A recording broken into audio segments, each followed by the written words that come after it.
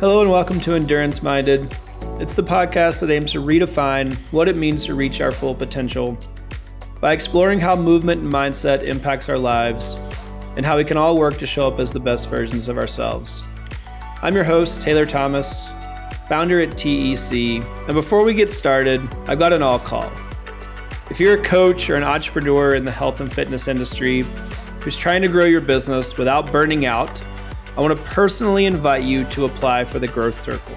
The Growth Circle is our business accelerator program at TEC, and it's designed specifically to serve providers like you in the health and fitness industry.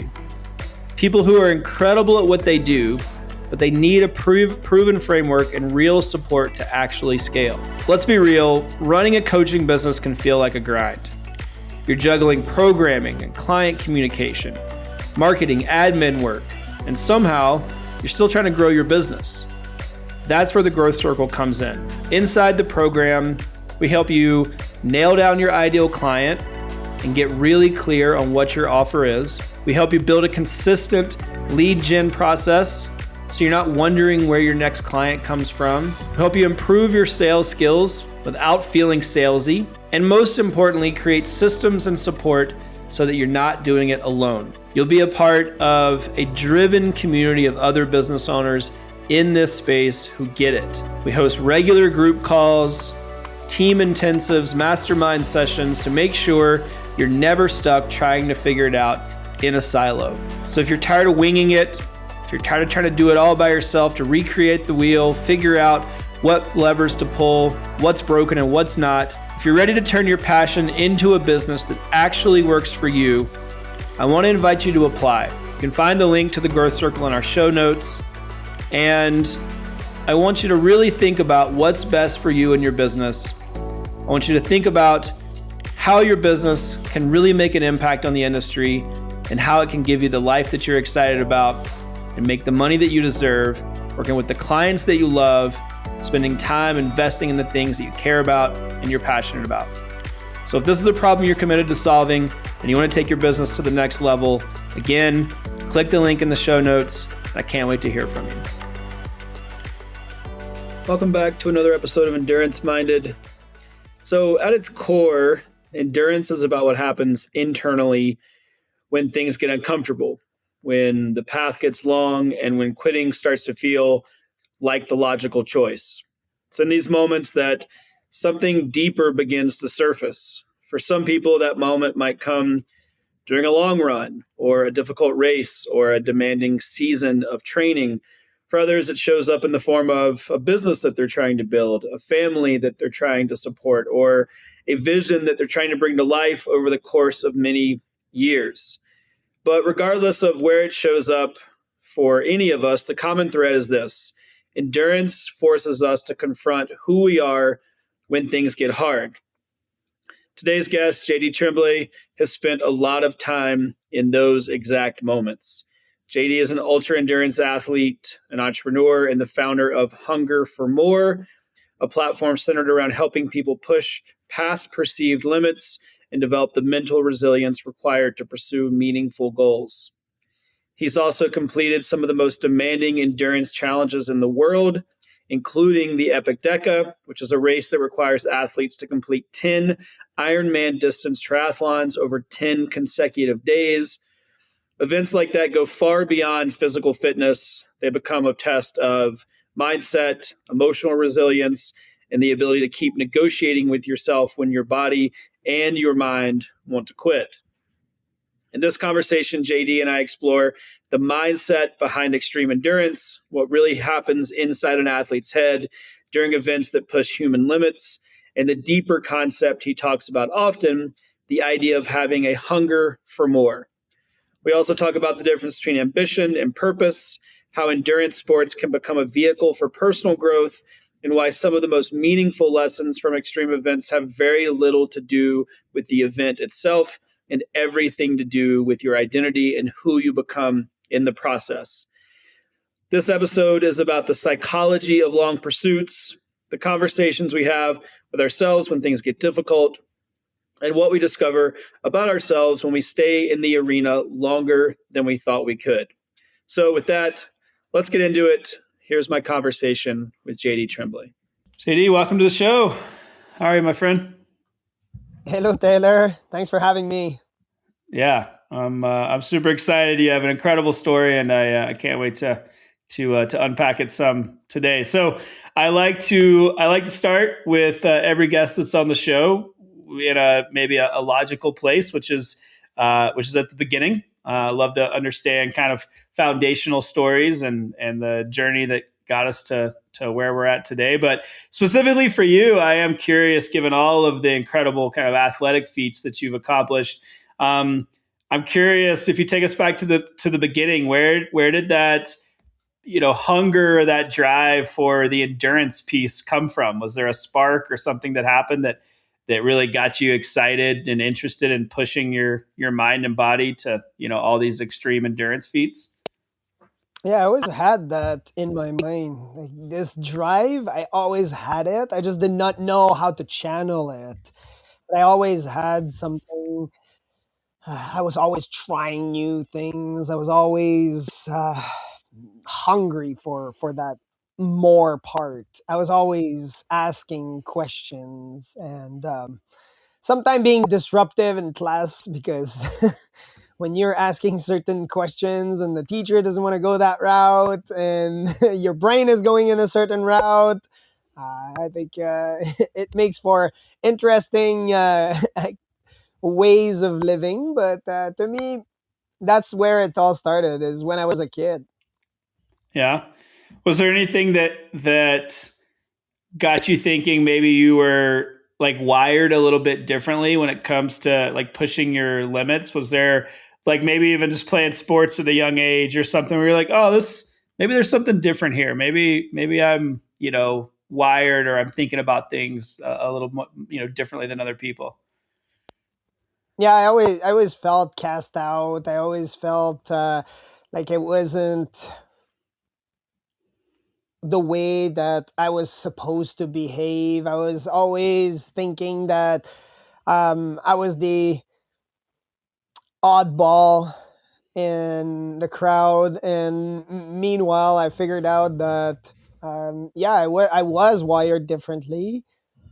It was that I was supposed to be a leader. I was supposed to be in endurance sport.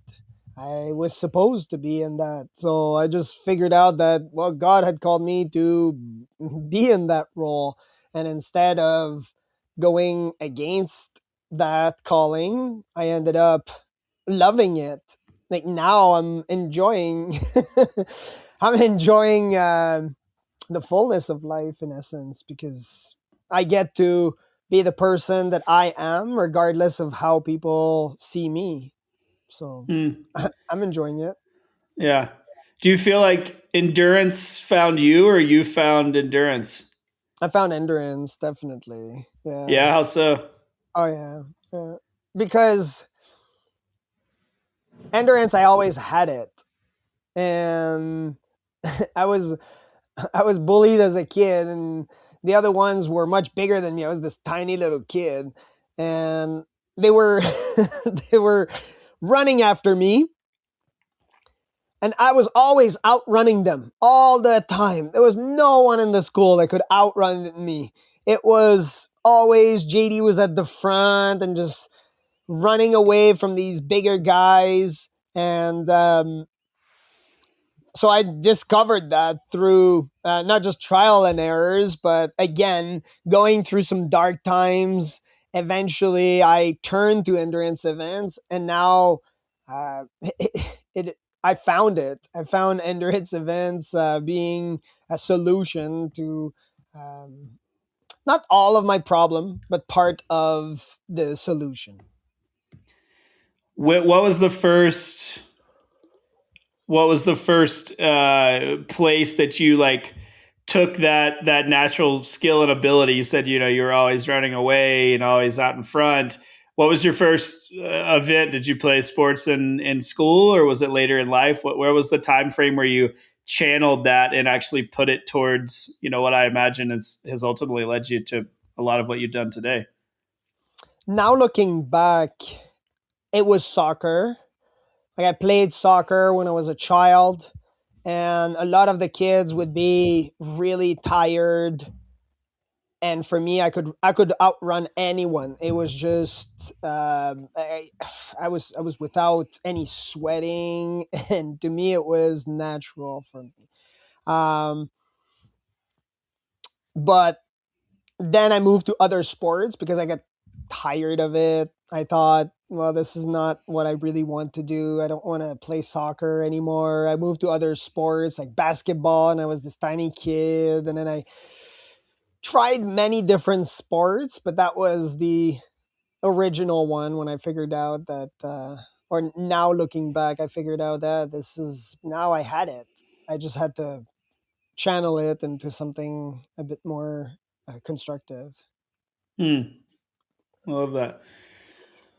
So one of the, I know among all of the many accomplishments athletically that you have, EpicDeca is one of them, and we would be remiss if we didn't talk about this incredible mental and physical feat. So, for those listening that don't know what that is, explain what that is as a jumping off point. Yeah, the Epic Deca is a race built by the company called Epic 5. Epic 5 has a race every year. They do 5 Ironman in 5 days on 5 different Hawaiian islands. And an Ironman is 3.8 kilometer of swimming, 180 kilometer of biking, and then a marathon, which is 42, or for the Americans, 140.6 miles of swimming, biking, and running. For their 10-year anniversary, they brought 10 people to the islands, and we well, I'm one of 3 people that finished the Epic Deca, which is 10 Ironman distances in 10 days on 6 different Hawaiian islands. Wow. And it's consecutive days. It's 1 day, 2 day, 3 day, or what's the layout Yeah, there? Yeah. exactly. Yeah. It's Yeah. one day after the next. It's the first day you're doing 2 Ironman on the same island. So you have 24 hours to complete that event, pack your bags, fly to the next island, unpack, unless you are on the same island for the next Ironman distance, and then you do it 10 times. So Yeah. yeah, So to kick it off, you have to do two Ironman distance events in 24 hours.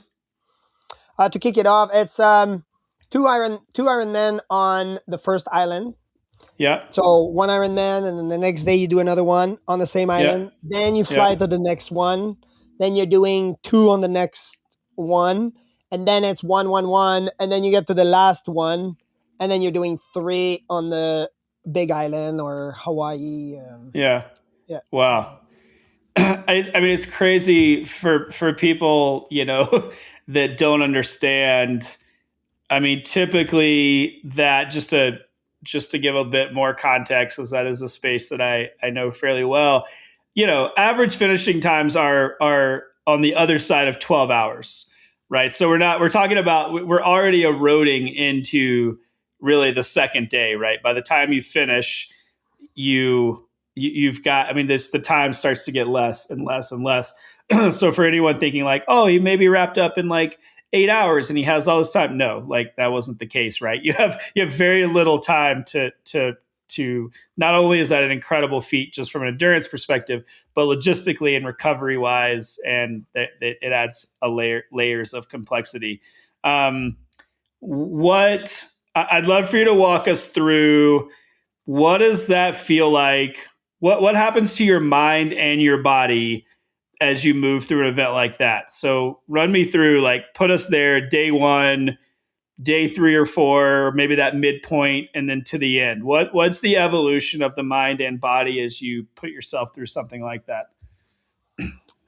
all the people that finished had in their mind that they were going to complete the event.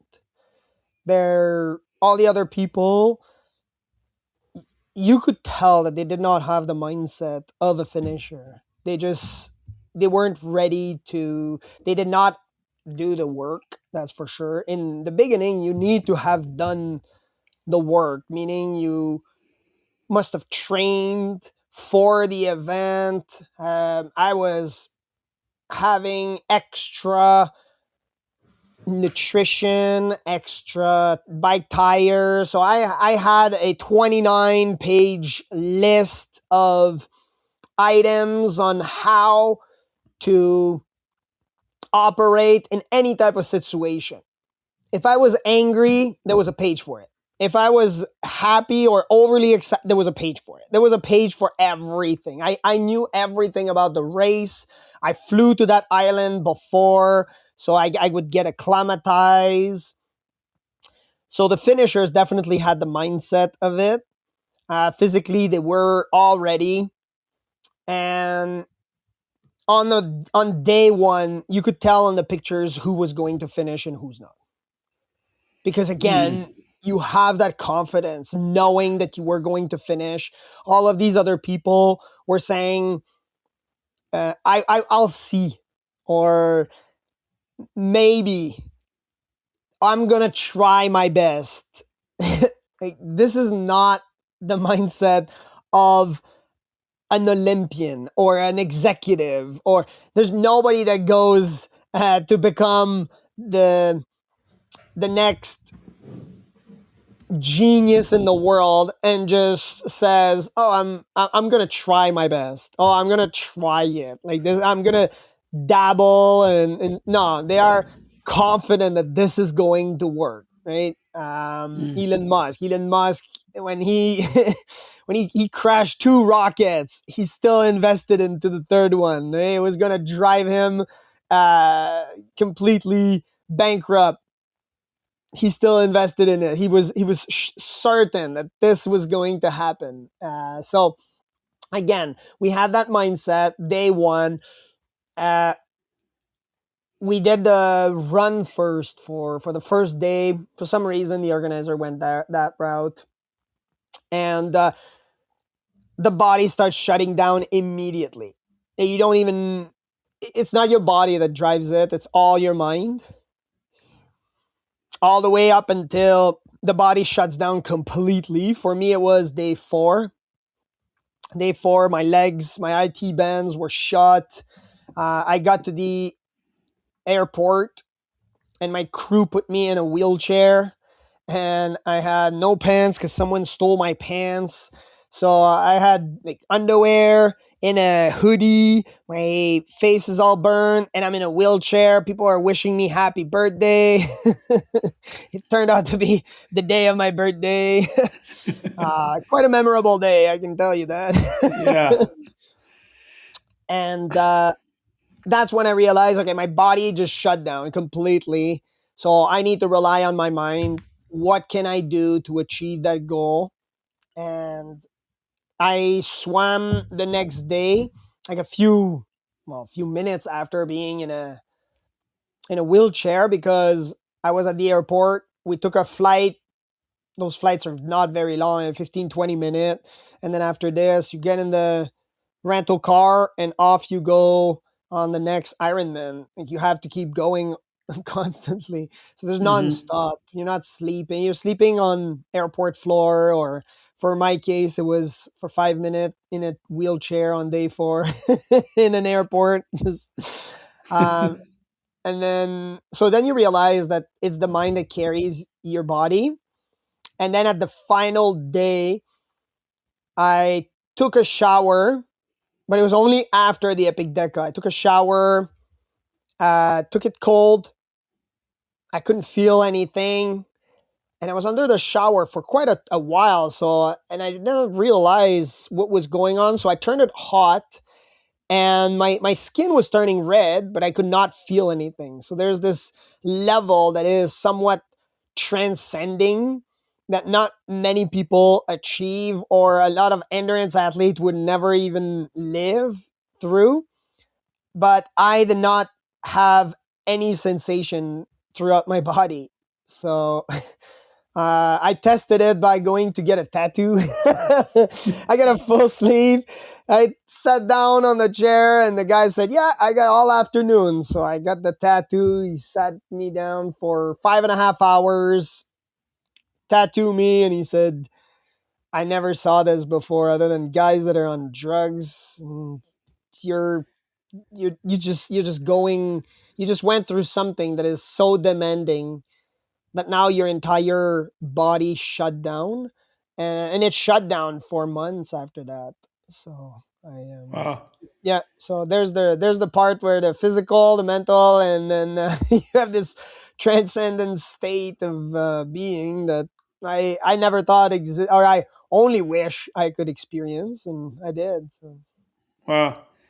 So I imagine there's a point, or maybe several points throughout an experience like that where quitting becomes, somewhat logical. There's a point where logic doesn't run the show, right? It wasn't even logical, quote unquote, to even embark on something like that. But as you continue to pursue an endeavor like that, what did you say to yourself when quitting seemed like the logical and obvious choice? I imagine there were moments when it made more sense, and at least your brain was telling you, your subconscious was saying, well, quitting would be way easier. Why would you put yourself through this? What did you say to yourself in those moments? it never occurred to me that I would quit. For me, it was based on the facts that the speed that I was running at and the time were not, and the time of completion that I needed to meet were not matching. So I knew that I could not finish, but I decided to just put one foot in front of the other and keep going all the way to the end, because to me I had no other choice. So in that sense, I did not just burn the boat, I sold my house. So to me, like to me, yeah, I was really dedicated to completing that event and being a part of it. I didn't have the money, so I sold my house and I registered for the the EpicDeca, and then I could not quit. That's it. I put myself in a position that no matter what, there's no way that I'm gonna be quitting. Like I was not able to think about quitting, Mm. and no place to go. Yeah. Yeah. What? Yeah, I mean, walk me through that. I mean, I love the commitment. So sold your house. I mean, yeah, what was you just were all in? Was there an exit strat? Was it, I'm going to sell my house and I'm going to pay for this. And then on the other side of that, that means I'll do X, Y, and Z, or like, yeah, I'm just curious. What was that process like for you mentally to go that all in? Because that's an experience. If we set aside the endurance piece, that's a piece that most people will never. That we're, most of us always hedge our bets a little bit, right? We say that we're fully committed. We want to build the business. We want to do the thing. We want to accomplish our goals. But there's always an out, right? But you literally, yeah, you burnt the boat, sold the house, like so. Yeah, I'm just curious. Unpack that for me. Like, what was that process like for you mentally? Yeah, the way that I framed it was, I'm a Christian, so I placed it in the hand of God, and I said I placed some strict rules. I said I need to have a I need to have a minimum of $60,000. I need to have in 2 weeks. I need to have four people that know what they're doing, and they must be people that are knowledgeable about ultra, that want to go to Hawaii with me. So those are things that I cannot control, like at all. So I placed it in the hands of God, and the way that it formed is that a real estate agent came in to clean my house, and she said, "Do you want to sell your house?" And I said, "Okay, let's see what the market says." And immediately it sold. And then all of a sudden, I called some friends, and they said a lot of them said no about going to Hawaii. But then I ended up with four people really knowledgeable, and we're talking that was the pandemic period, and I had two head nurses, and even the hospitals were looking for nurses. So again, all of these variables showed that even though I have the physical aspect to complete that event, the mindset I have, there are certain variables that only God was able to move. And so I understood that this was from God. So I did not just see a flyer about the EpicDeca and said, "Oh, I'm going to sell my house." And I mean, there's a lot of people that would have gone through a divorce for less than that. But I mean, with being that all in, and you know that level of commitment, I have to imagine at some point your mind, started to come up with lies, and things that, maybe as simple as this is a bad idea, or why'd you do that, or I should have kept my house. I mean, maybe a simple lie, or maybe more yeah. complex. But I'm curious. I mean, what lies did your mind tell you as you embarked? I mean, from the time that you handed your keys over for your house to going through the epic. Yeah, I mean, what was that narrative? What were some of those lies that came up? I was just confident that there was a being that had it in control. For me, I thought it was the lies came after. They came Hmm. after because when I finished, I looked on my Facebook, and there's nobody that congratulates you. And then you realize, oh yeah, I'm not really on social media. And then you realize that there is no prize purse, there is no fame with it. They're not going to push you on social media. It's not an event that is known internationally. Every time that I mention that that I'm one of three people in the entire world that finished the Epic Deca, it's mostly okay. What is an Epic Deca? Then when you talk about Ironman, sometimes you even have to explain the Ironman, and then you have to explain triathlon, and so it becomes that explanation that now I have to explain the success. So it became more of a burden. Then a lot of people were jealous or saying that they would put me in or I should be in a mental institute for finishing these big events like this. They're not going to put it on anywhere because there are people that are going to try to match it and then die. So again, a lot of negative came out of this, and I think that's where the challenge became more real, because now I had to fight all of these lies in my head telling me, well, you made a bad decision. Like coming to nothing. You're coming home, but I put everything in storage. So for a little while I slept in in my storage unit, like on a little mat. I slept, yeah, because now I'm the Epic Deca guy. My whole face is burned. My feet are all swelled up. They don't fit in any of my shoes. So I was wearing sandals, and sandals everywhere. I would wear sandals everywhere. My entire body is broken. I can't use the only coping mechanism that I have, which is training. I'm not going to go for a bike ride or a swim or a run. And then I realized, okay, well, what do I have to do at that point? So I think all of the lies came in afterward, not during the event. During the event, I just I just placed those rules. These rules came in. So I said, okay, well, I'm leaving my hands off and I'll just do my best. Like to me, I'm all in completely. But it's afterward you think, okay, now that I did this, I'm I'm gonna be famous.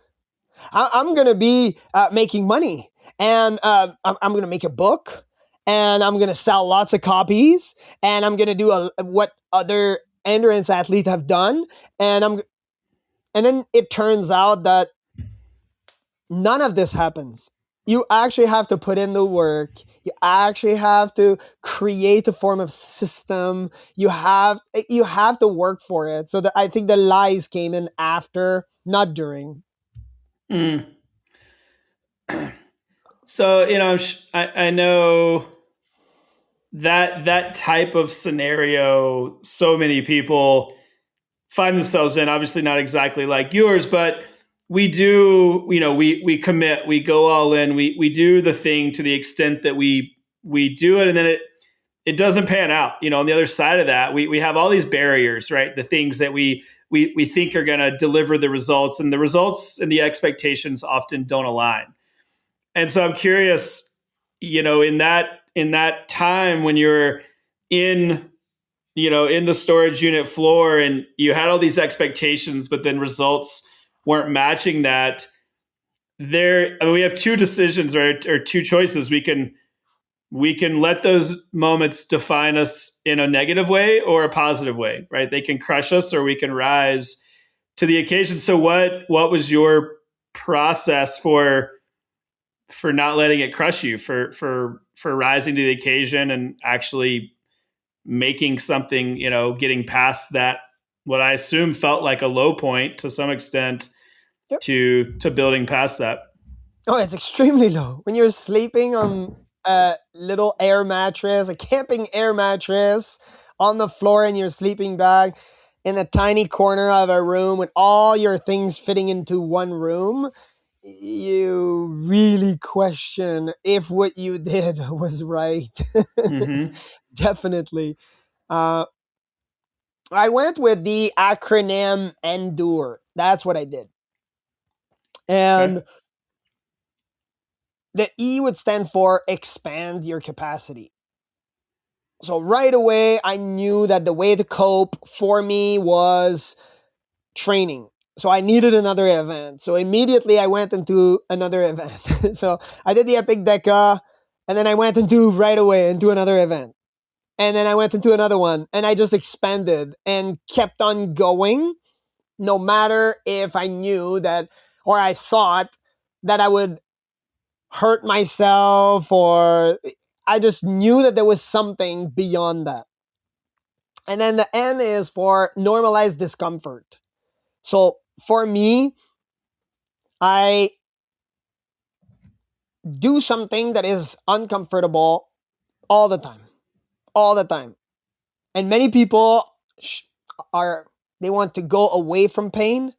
But to me, I see it as it's uncomfortable. Right? It's uncomfortable to be on all of these podcasts, to be speaking in front of people. It's one of the biggest fear in the world, speaking in front of people.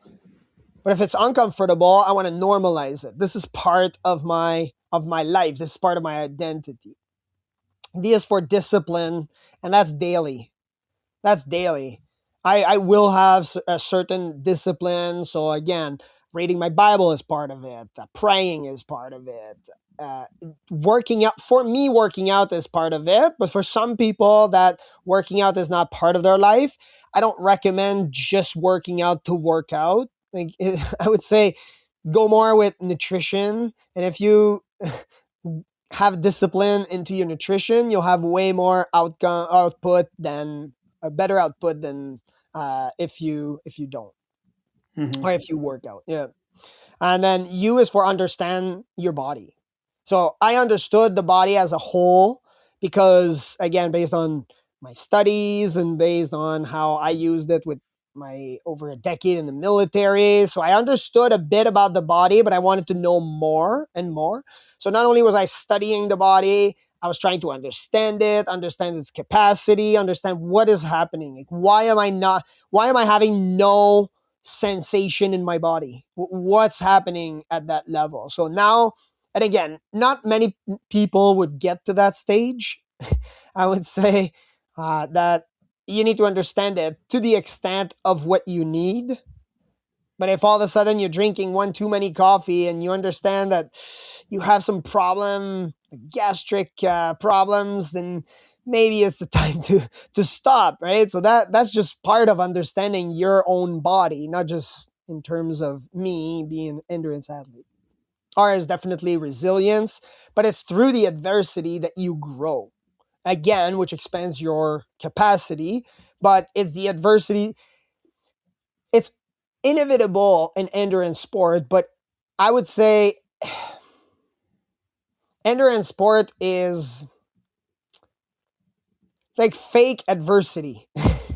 Like you're doing it, but it's not really an adversity. If I wanted to quit, if I wanted to stop, I could have just stopped. What am I doing it for? For like a little tiny plastic or sometime wooden metal? Like, so really it's about what the adversity that you want in your life, what are the challenges that you're facing, and being resilient in it. And then E is definitely my favorite because it's execute. You must execute it with your purpose. That's it.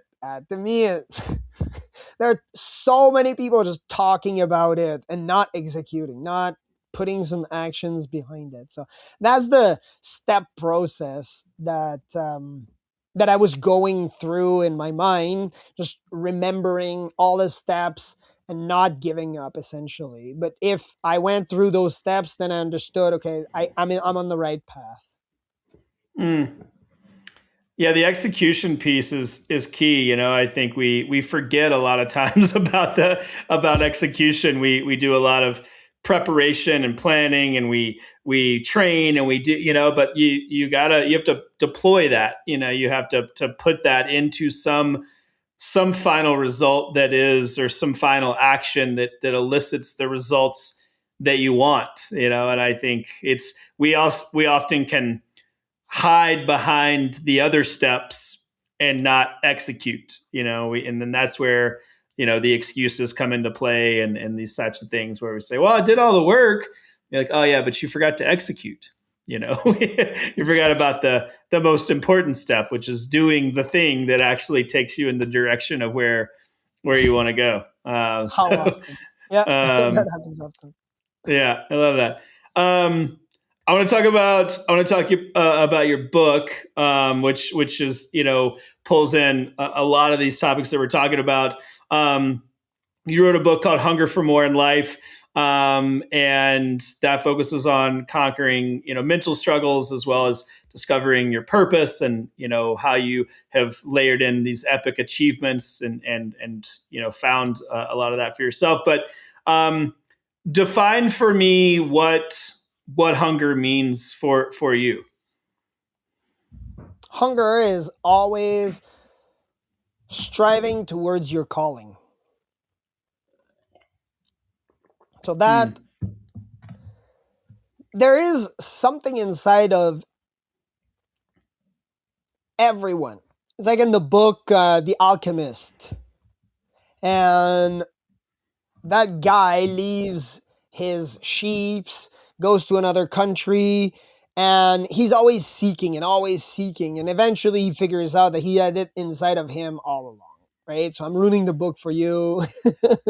Read the book, it's a great book. But that's the hunger. That hunger is you have been called for something. There's no way that God, the God of the universe, placed his breath into you. He placed life into you, and you have no purpose. And you serve no purpose in life. So definitely you do. You have life now. What are you going to do with it? And to some people, they were called to be great leaders. But how many people are just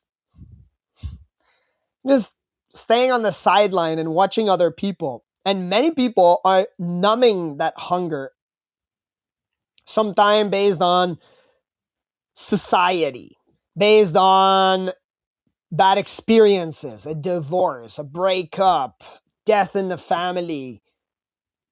They think that life just ended for them and now they need to numb themselves. But if you stay hungry for what's on the other side, you're not forgetting about that past. You're bringing it with you.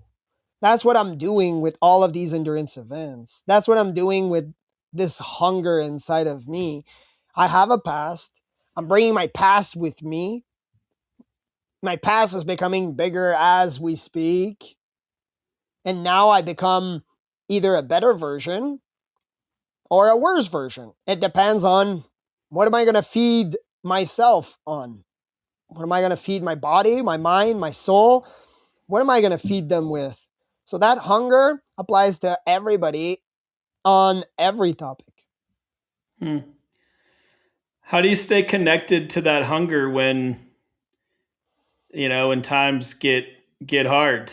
I think that I feel like for many people there's it's hard to stay in connection with that. There's times when it's really burns hot, but then it ebbs, and life gets in the way, or our mental peace, like you said, maybe it's tragedy or whatever. What's for you? What's the piece that keeps that close to you so you don't lose sight of it?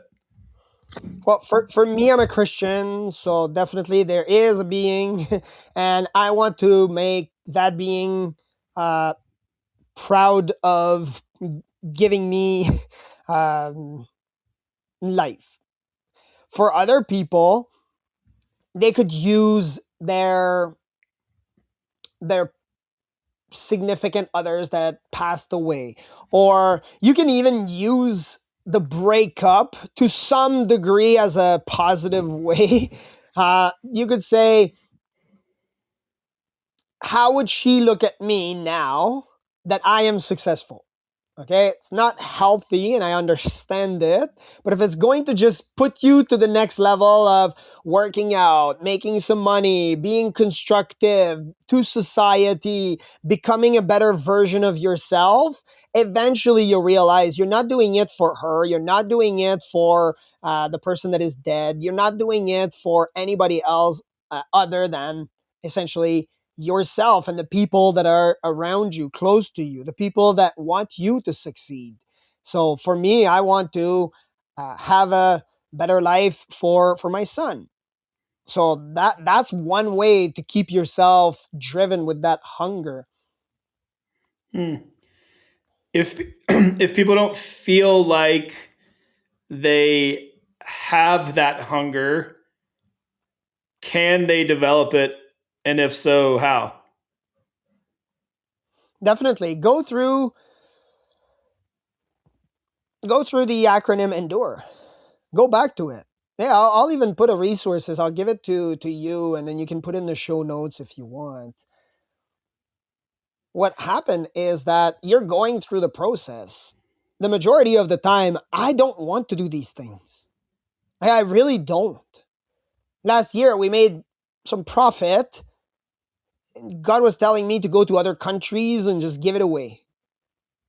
I don't, I, I wanted to expand the center. I wanted to buy a new car.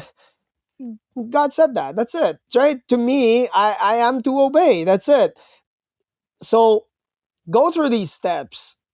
Did I grow up with this? Well, to me, I was in survival mode for the majority of my life. I was in that survival mode, but now I'm just using it to another level. That's it.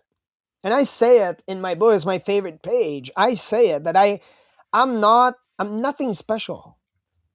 I'm nothing special. God created me for a purpose. I'm using that purpose to hopefully the best of my abilities and my capacity. But I choose to be courageous every day. And I think that's what people need to hear is that courage. If they're feeling like they're not hungry, they're not going to make it another day, or they're depressive and it's difficult. And it's fair to assess the situation, but it's not based on feelings. I did not feel like doing a lot of the things that I did, but I went through that process, and it's based on, from a naturopathic practitioner perspective, it's based on biology. Like, what are you built for? For me, I just said at the beginning, I was built for this. I was built for endurance event. I I swim, bike, and run countries, and to me, I get no effect, like, at all. To me, I get in even a better mental state during and after these events. To me, I'm created like that. But it's not something special about me. Many people can. Everybody can achieve the majority of the feat that I did. I would say a lot of people are able to do it, but it's based on their limiting beliefs, based on the way that they had a bad experience. And I encourage people to be courageous. And that's doing things that you're scared of doing, but you have to do them anyway. That's what courage is, to me anyway. And I want people to be courageous. It's difficult to it was difficult to live in the world back in the days. Did not even have internet. And now how do you connect with your loved ones? But you have to leave the country. And hey, we had two world wars very close to one another. Hey, how is your kid going to come home and you don't have any way of connecting with them? Now, see, there's different variables. You just have to be courageous and take responsibilities for what you want to achieve.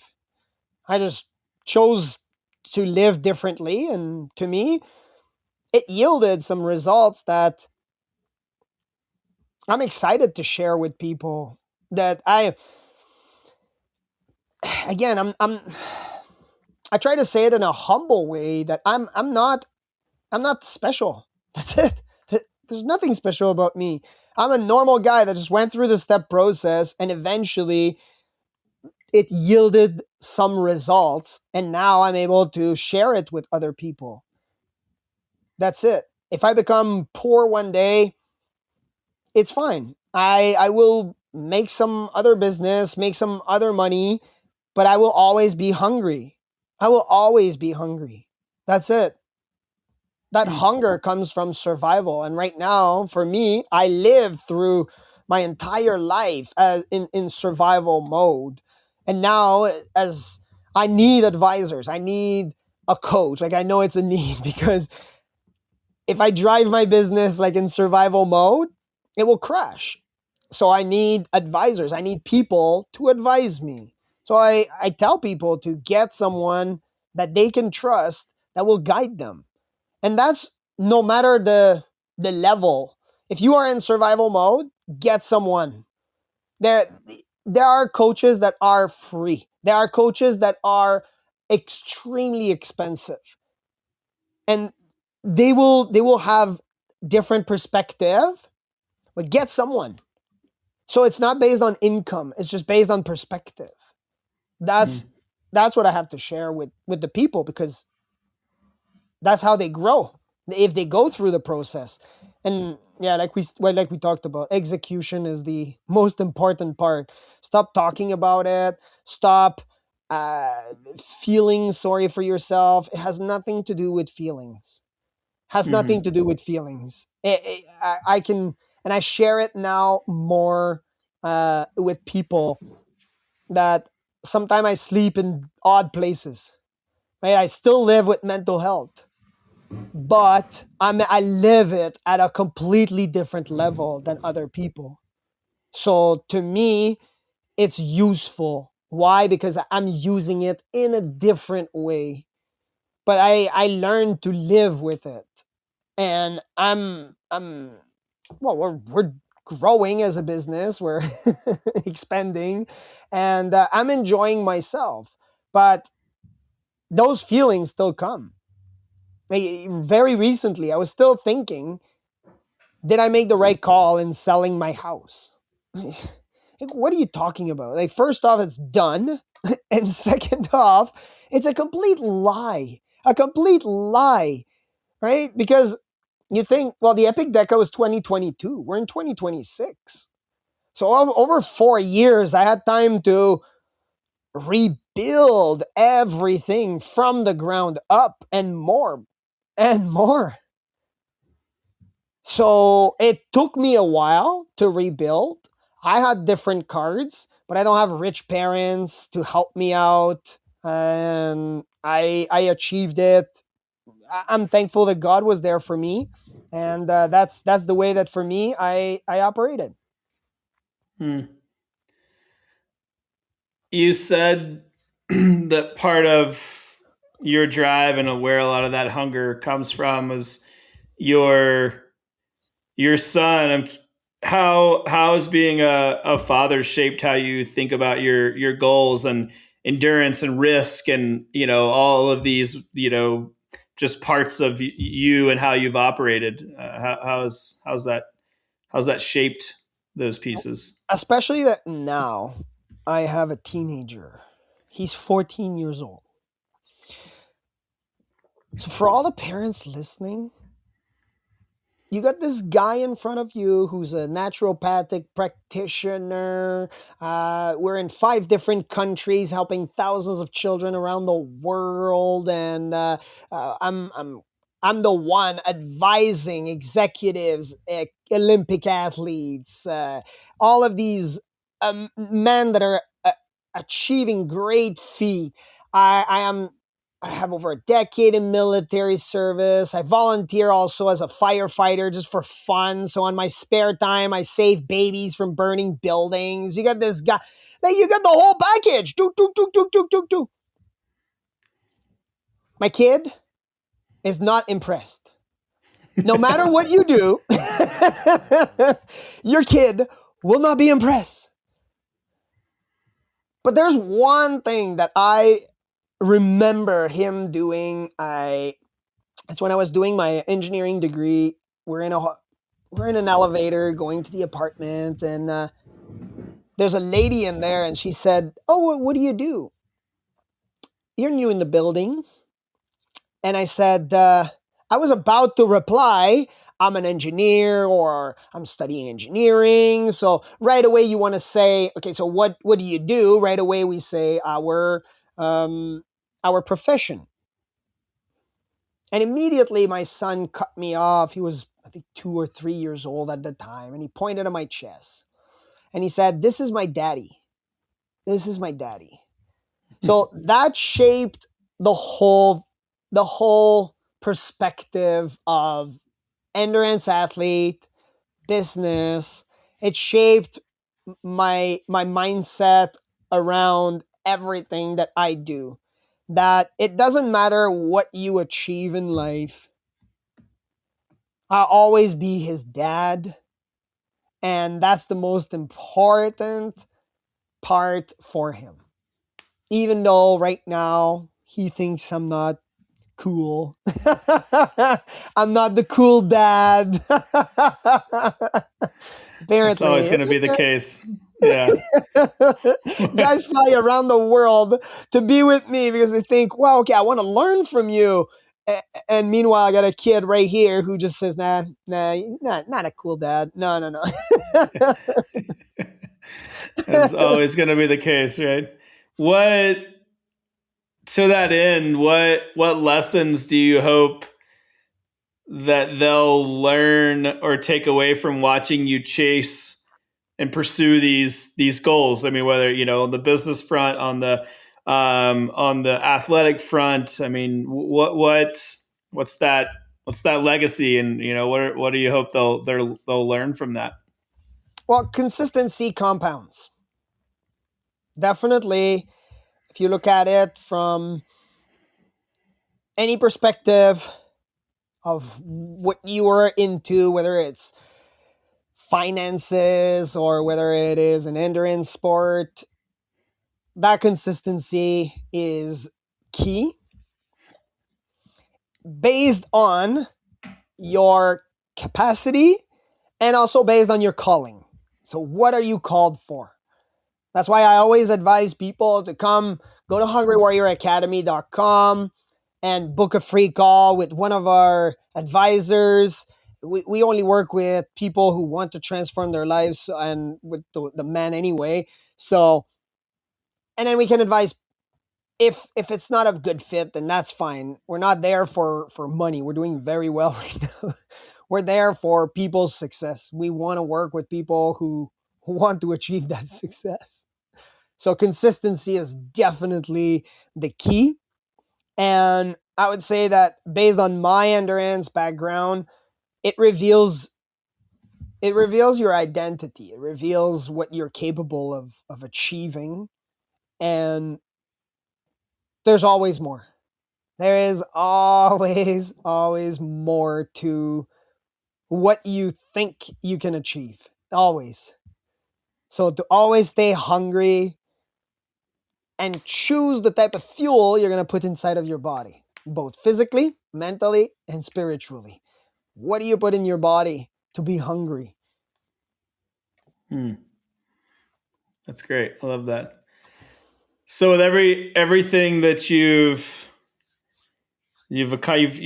checked a lot of things off of the proverbial bucket list, yours and other people's, I'm sure. But what's next, and specifically what scares you as you think about what's ahead? What are those things that are still out in front of you that you're hungry for, but are scary? Scary. I'm scared of a lot of things. I'm scared of failing. Failing as a father. I'm scared of failing as a partner. I'm scared of failing in life in general. And most importantly, I'm scared of. I have the fear of God. I'm scared that I'm not going to live up to the potential that He has placed in me, and that I'm not going to do His will for my life. That I'm going to essentially die, and He's going to show me in heaven, you could have been this if you chose that. No. I should have had more courage. I should have stepped up to the plate. So I am scared that I'm not going to live up to the expectation and the potential that God has placed in me. What do you do to combat that fear on a daily basis? You learn. You go through the endurance step by step, which the E is for expand your capacity. So I pray, meditate, and I read my Bible daily. It is part of a daily habit, because once you understand what He wants, then you can make better decisions. Now it might not be the decision. He might still get to heaven. You could have become that. Maybe you did not, but you're expanding to where up to the potential that you have right now, based on your experiences and based on what I read. So I'm doing the best that I can at the moment, and that's what I do. I try to, and then everything that I do, I try to correlate it with what's in the Bible. So then I have a manual. It's like this book is amazing. That I love that book. If you buy a book, buy that book instead of mine. Like in the Bible, it's like a manual, and in that manual, there's a step process on everything. So then now I can correlate all my actions with the Bible. That's it. Right? I'm not pushing Christianity on people. It's just, well, this is who I am. I'm talking about my experience, and your question is based on what am I doing to overcome that fear? And that's what I do.